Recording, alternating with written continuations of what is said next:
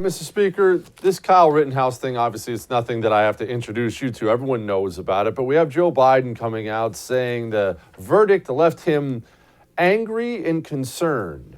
I'm angry and concerned myself that this kid was even brought to trial when the whole thing was on video. Why on earth would the President of the United States be angry and concerned? What is this commitment the left currently has to destroying this kid? Unpack it for me.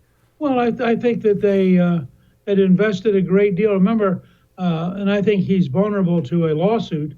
When he was a candidate before he became president, Joe Biden ran an ad which had Kyle Rittenhouse in it, describing him as a white supremacist. Now, I think all of us have learned that that's totally untrue, that it was a smear and it was a defamation of character. And my guess is that Rittenhouse might well win a lawsuit against Joe Biden because this had happened before Biden became president. So the left invests very heavily.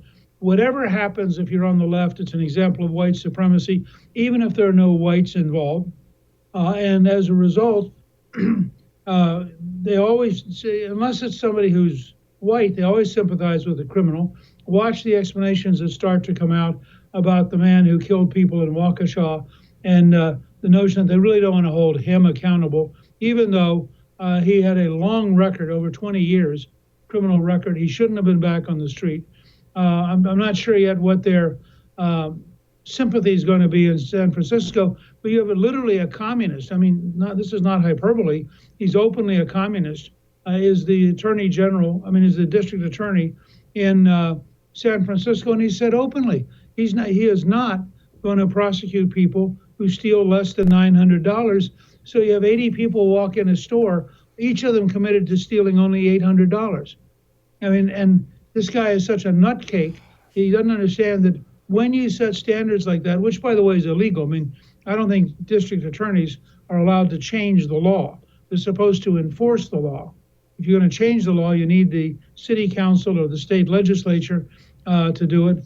But you see this all over the country. There's no question that the district attorney in Milwaukee, for example, is somebody who'd follow the same kind of pro-criminal, anti-police. Why would you lock these people up after all they've had hard lives? Well, you just saw the result. When you have a real criminal, I'm not talking about minor things.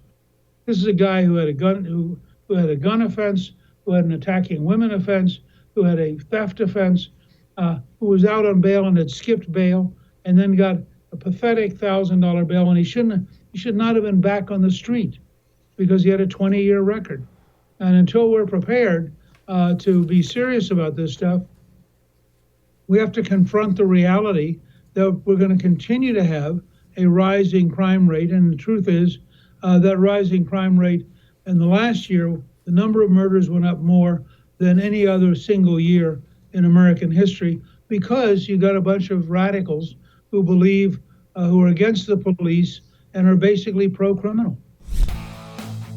Hey, thanks so much for watching The First on YouTube. If you liked what you saw, go ahead and like and subscribe. You heard me. Like it, subscribe. You'll get a lot more of it and a lot more of me.